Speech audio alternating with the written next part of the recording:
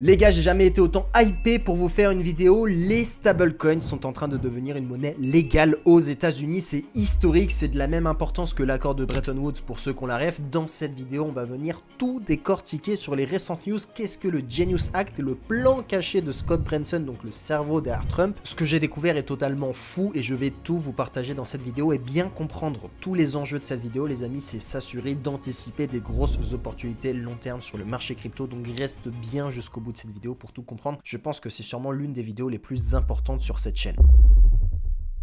Et avant de démarrer, comme d'habitude, n'hésite pas à lâcher le petit like, le petit partage, etc. De toute façon, tu vas liker, tu vas partager, tu vas commenter, parce que la vidéo, elle est top. Voilà, t'as pas le choix, je te le dis. On commence par le Genius Act, les amis. Pour ceux qui ne savent pas ce que c'est, le Genius Act, c'est un projet de loi qui vise à réguler les stablecoins aux États-Unis. Pour ceux qui vivent dans une grotte, le Sénat a déjà, entre guillemets, accepté une première partie de ce projet de loi. Alors, on n'est pas à l'adoption finale, etc. Mais on est sur la première partie, on est en train de vraiment adopter les stablecoins, donc les crypto-monnaies aux États-Unis. C'est juste magnifique. Vous avez 60 sénateurs qui ont voté en faveur du Genius Act lundi dernier. C'est monstrueux. Donc, c'est quoi le but du Genius Act? Techniquement, sur le papier, bon, c'est la spéciale, hein, protéger les consommateurs, éviter le blanchiment d'argent, etc.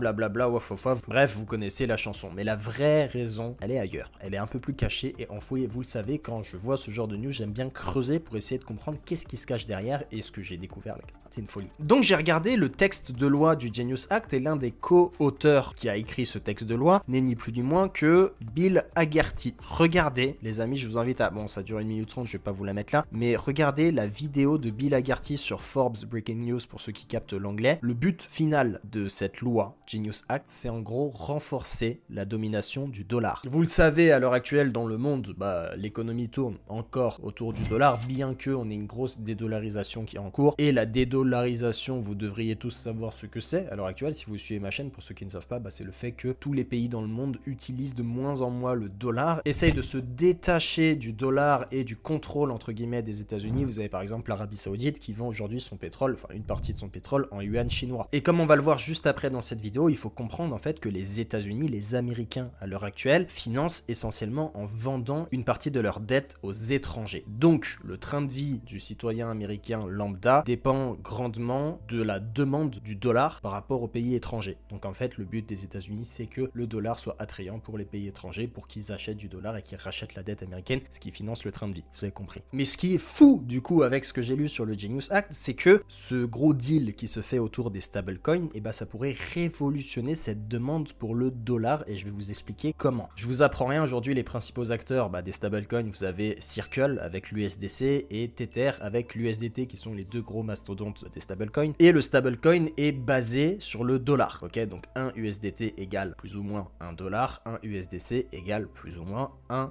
Ok, jusqu'à là, on est bon. Aujourd'hui, lorsque vous avez un USDT qui est émis sur la blockchain, c'est comme si, entre guillemets, vous aviez un nouveau dollar en circulation, sauf que c'est sous une autre forme avec la blockchain. Et avec cette loi de Genius Act, elle impose au stablecoin que quand on crée, du coup, un USDT, il doit être backé officiellement par une obligation court terme des États-Unis. Autrement dit, un USDT créé égale de la dette rachetée par tous les émetteurs de stablecoin. Vous l'avez compris, le but, c'est que tout le monde achète des USDT et que Tether, Circle et ce genre d'entreprises doivent backer ces USDT créés par des obligations court terme qu'ils rachètent aux États-Unis, ce qui permet aux États-Unis de financer leur train de vie. Et forcément, dès qu'il y a des nouveaux deals, des textes de loi qui sortent, il y a des avantages et des inconvénients. On va voir là, dans un premier temps, la partie avantage. Les États-Unis poussent à l'adoption des stablecoins grâce à cette nouvelle régulation, et ce genre de régulation, elle va permettre aux gens lambda de se familiariser du coup avec les stablecoins et la technologie blockchain. On veut que le citoyen lambda commence à utiliser du stablecoin, donc que ce soit comme moyen de paiement, que ce soit pour investir sur la bourse, enfin bref, ça commencera par le moyen de paiement comme d'habitude, genre un paiement en USDT sur TRC20, donc Tron, c'est la base. Moi par exemple, vas-y, je suis à Dubaï, j'ai de la crypto, etc.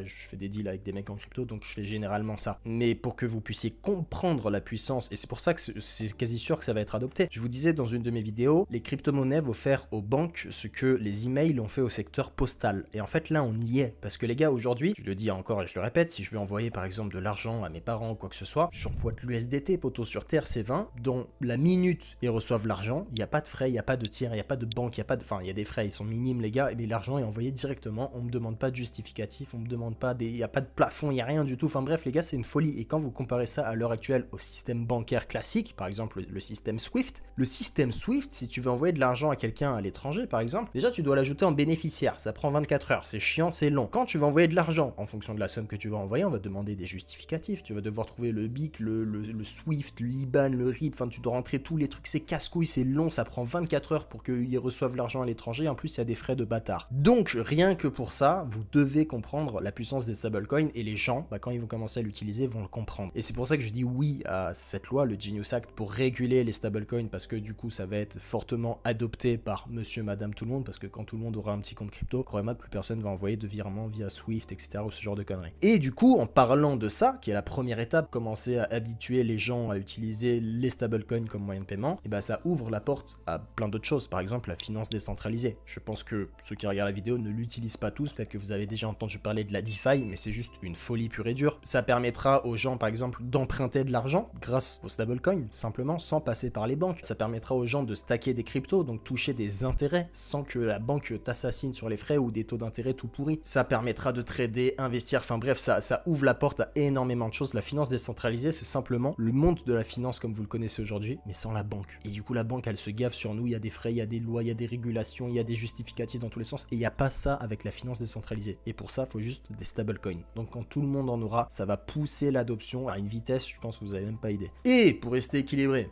parce que moi je suis pro crypto, mais voilà, faut quand même dire qu'il y a certains inconvénients, comme d'hab. Il y a beaucoup de gens qui affirment que la loi du Genius Act, c'est entre guillemets une certaine forme de contrôle par les États-Unis. Si vous voulez protéger tous les consommateurs, toute cette masse-là de nouveaux consommateurs qui vont adopter les stablecoins, il faudra bien les protéger. Et donc forcément, il y aura une forme de contrôle. Il y aura un suivi de transactions. Alors, à quelle échelle, on ne sait pas encore, mais il y aura forcément un suivi de transactions qui permettra aux autorités de tracer s'il y a des blanchiments d'argent, des trucs de financement de terrorisme ou je sais pas quoi. Rien que sur les 6 derniers mois, par exemple, vous avez 200 millions qui ont été gelés par les autorités. Ok. Donc quand même, et je parle de transfert en stablecoin. Donc c'était des financements terrorisme, trafic de drogue, trafic d'êtres humains, enfin ce genre de conneries quoi. C'est à peu près le même principe que, vous savez, l'extraterritorialité. Ouais, enfin bref, vous avez compris. C'est à peu près comme ça, mais version blockchain. En gros, vu que les USDT, c'est un équivalent numérique du dollar, c'est les États-Unis qui ont la main dessus. Et à partir du moment où ça concerne du dollar, les autorités américaines peuvent faire ce qu'elles veulent, geler les fonds, faire disparaître les fonds, etc., etc. Donc les autorités ont le pouvoir, entre guillemets, de brûler des stablecoins volés, par exemple. Elle pourra par la suite les restituer au propriétaire qui se fait voler ces stablecoins. Donc il y a quand même des avantages. Par exemple, tu vois, aujourd'hui, si je me fais voler du cash, frère, je peux rien faire, il y a personne qui va m'aider. Le cash, il est volé, il est disparu, ciao. Mais dans le monde digital, du coup, c'est différent. Si je me fais voler des stablecoins, à ce moment-là, le Genius Act pourra potentiellement me protéger en tant que consommateur et brûler les stablecoins qui m'ont été volés aux voleurs et me les restituer. C'est un truc qui pourrait, tu vois, ça protège le consommateur. Donc, ok, il y a du contrôle, mais ça peut servir dans certains cas de figure. Et ce que je trouve hyper intéressant aussi, j'ai oublié de le préciser, c'est le côté bipartisan du Genius Act, de cette régulation-là. Vous avez tous les démocrates et les républicains, donc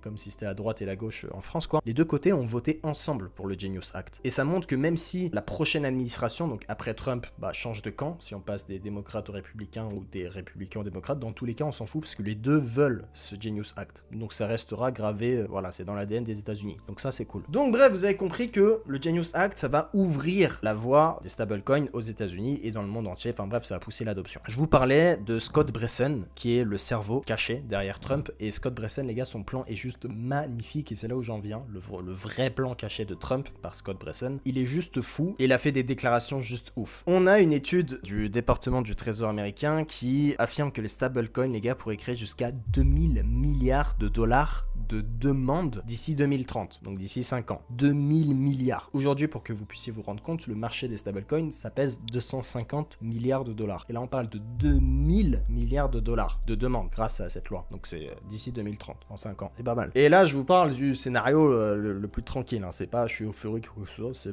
pour moi le scénario le plus tranquille. Donc si on tient compte de tous les rendements que peuvent apporter les stablecoins, forcément, ça veut dire que la demande pour la dette américaine, elle va augmenter d'un cran. Parce que je vous le rappelle, les gars, les deux principaux stablecoins sont backés sur le dollar et quand on émet un stablecoin, on doit acheter de la dette américaine court terme. Donc en fait, la demande pour la dette américaine, elle va augmenter. Et du coup, ce qu'ils devront acheter, donc ces obligations court terme américaines, ce marché-là obligataire, il représente 6,4 trillions de dollars. Trillions de dollars. Et du coup, le plan de Scott Bessent, le cerveau derrière Trump, c'est que entre 10 à 30% du marché obligataire, c'est-à-dire les 6,4 trillions de dollars, etc., 10 à 30% seraient rachetés par les émetteurs de stablecoin d'ici 2030, donc en 5 ans. Donc 10 à 30% de 6,4 trilliards de dollars. C'est pour ça que je vous dis que si on arrive à 2000 milliards de dollars de stablecoin, c'est vraiment juste le scénario tranquille. Et ça, c'est un changement historique parce qu'à l'heure actuelle, les plus gros racheteurs de la dette américaine, c'était la Chine, le Japon, etc. Et demain, peut-être que les États-Unis n'auront même plus besoin d'être, entre guillemets, sexy et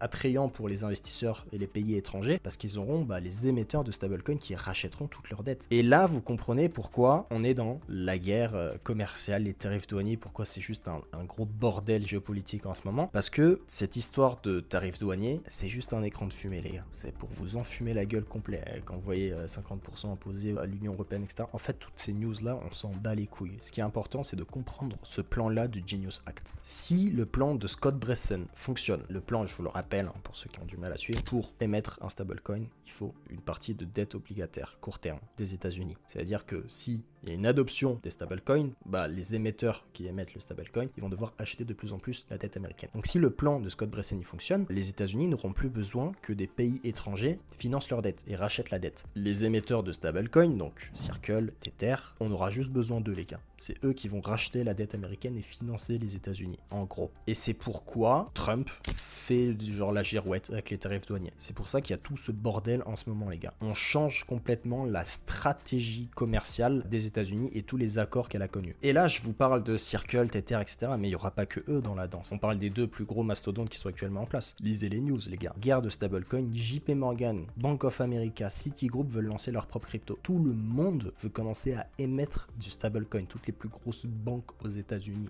mesdames, messieurs. Et donc, quand toutes les banques vont commencer à s'y mettre, forcément, ça va augmenter et faire accroître la demande pour le dollar. Et vous l'avez compris, cette demande-là, elle est fondamentale pour les US parce que ça finance le train de vie des Américains. On y revient tout le temps. C'est tout le temps cette boucle-là qu'il faut comprendre. Et c'est d'ailleurs grâce à ça que les États-Unis remboursent leurs dettes. Donc, en fait, c'est au cœur du système économique américain. Il faut le comprendre. Et dans ce plan-là de Scott Bessent, il y a une autre façon de le voir, une autre façon de le tourner. Ce qui est juste monumental, c'est qu'en fait, ça pourrait permettre à l'administration Trump de simplement court-circuiter la Fed. Là, aujourd'hui, si les cryptos partent pas, etc., c'est parce que les taux d'intérêt, ils baissent pas. On attend, en fait, que Jérôme Powell baisse les taux d'intérêt, sauf qu'il a peur que l'inflation augmente, etc. Et vous voyez Trump qui insulte tout le temps sur son réseau social, là, il insulte tout le temps Powell. Et là, avec ça, il pourrait se passer de Powell. Il pourrait réussir à faire baisser les taux d'intérêt sans la Fed. Grâce à ce plan machiavélique, les gars, c'est du génie. Je sais pas si vous vous rendez compte à quel point économiquement, c'est du génie. Ils arrivent à détourner le pouvoir de la Fed et avoir les pleins pouvoirs eux-mêmes. Je vous explique le plan. Il faut à tout prix que le plan financier de Trump soit voté rapidement. Sans quoi,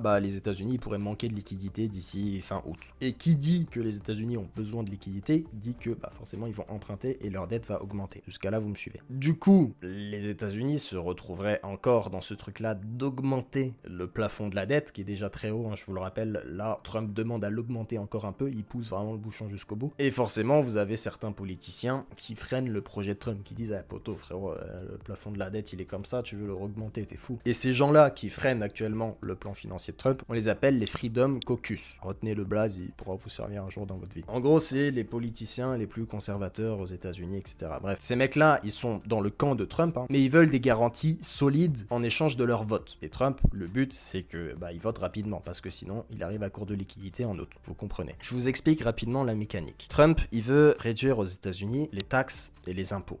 On les réduit. Mais du coup, les recettes de l'État, forcément, les gars, elles diminuent. Parce que les impôts, les taxes, etc., ça rentre dans les caisses de l'État. Sauf que là, ça rentrera pas. Enfin, du coup, ça rentrera moins, vous comprenez. Et ça, le Freedom Caucus n'aime pas. On aime bien l'argent des citoyens. Et c'est là tout le principe des tarifs douaniers, mesdames, messieurs, c'est la solution. Le but des tarifs douaniers, c'est récupérer un maximum d'oseille avec les frais, avec les taxes qu'on prend des pays étrangers. Donc on taxe les pays étrangers, l'argent rentre de la part des pays étrangers. Les impôts aux États-Unis, les taxes sont relativement basses, et en fait, cet argent-là des tarifs douaniers va compenser le manque à gagner de l'État sur les taxes des citoyens. Est-ce que vous comprenez? Je vais bien expliquer. Les citoyens se font moins taxer, l'État gagne moins d'argent. Pour gagner plus d'argent sans taxer les citoyens, tarifs douaniers. Voilà. Et en plus des tarifs douaniers, ce plan-là, il consiste, si vous voulez, à déréguler complètement le marché. On lâche du lest pour que les entreprises gagnent en compétitivité. Et si les entreprises gagnent en compétitivité, forcément, on va se tirer la bourse sur les prix. Et cette déréglementation, elle peut compenser, si vous voulez, les coûts des tarifs douaniers, selon Scott Bresson et son plan. Et ce type-là, les gars, il est pas né de la dernière pluie. Hein. C'est lui qui était au cœur du deal USA-Chine. Donc, il sait ce qu'il fait. Donc, dans ce plan-là, il y a quand même un risque qu'on trouve un équilibre aux États-Unis sans que le citoyen américain soit impacté. Le risque principal, c'est l'inflation. Encore une fois, c'est toujours un problème. Et la logique voudrait que, étant donné, à cause des tarifs douaniers, que les prix vont monter, les entreprises elles vont elles aussi augmenter leur prix. Tu captes? Admettons, je te dis une connerie, hein, le garage Audi, et avant son coût de fabrication pour une voiture, il était de tant de dollars. Et aujourd'hui, avec les frais et les tarifs douaniers, il est un peu plus cher. Donc en fait, ils vont vendre plus cher pour garder leur marge. Vous comprenez? Et donc ça, c'est le risque, qu'il y ait un surcoût pour les consommateurs. Ok, et du coup, ça, ce serait une inflation. Et l'inflation, ça obligerait la Fed à soit maintenir les taux d'intérêt, soit les monter.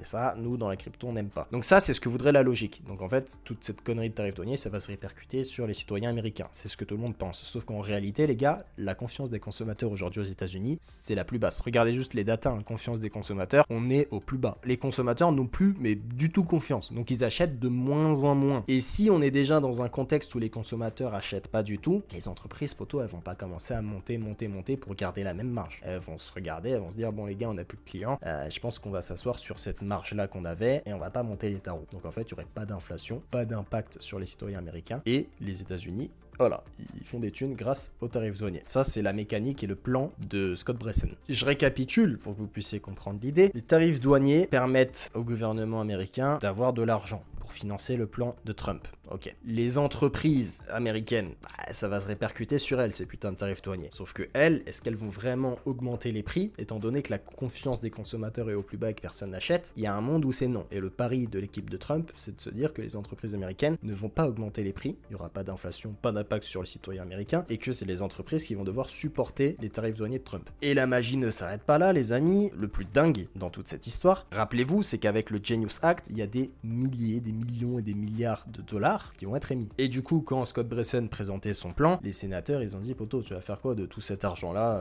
que tu vas gagner? Et la réponse de Scott Bresson en expliquant son plan a des conséquences très lourdes. Il a dit qu'il se servirait de cet oseille-là pour faire un programme de rachat pour racheter les obligations, cette fois long terme des États-Unis. Alors les obligations court terme, c'est celles qui durent moins d'un an. Les obligations long terme, on parle de 5 ans, 10 ans, etc. Donc là encore, hein, les obligations, c'est de la dette américaine, mais cette fois-ci, long terme. Je résume parce que là, on est rentré un peu dans le technique, économie et tout, et je sais que y a pas tout le monde qui suit. Je résume. Grâce au Genius Act, la demande pour les stablecoins va augmenter. Donc techniquement, ça veut dire que la demande pour les obligations court terme va augmenter. Parce que pour émettre un stablecoin, il faudra racheter de la dette américaine. Court terme, ok? Donc, demande de stablecoin qui augmente égale demande d'obligations court terme des États-Unis. Cette demande-là d'obligation court terme, elle va faire rentrer de l'oseille dans les caisses de l'État américain. Jusqu'à là, ça va. Et cet argent-là, il va servir à racheter, cette fois-ci, la dette américaine, donc des obligations, cette fois-ci, long terme. Et donc, mécaniquement, ce plan machiavélique, les amis, ça fait un impact sur le marché, ça fait baisser les taux d'intérêt. C'est tout ce que ça fait. Ça fait baisser les taux d'intérêt. Et donc, ça stimule l'économie, ça stimule les marchés, et, magie, on se passe de Jérôme Powell et de la Fed. Trump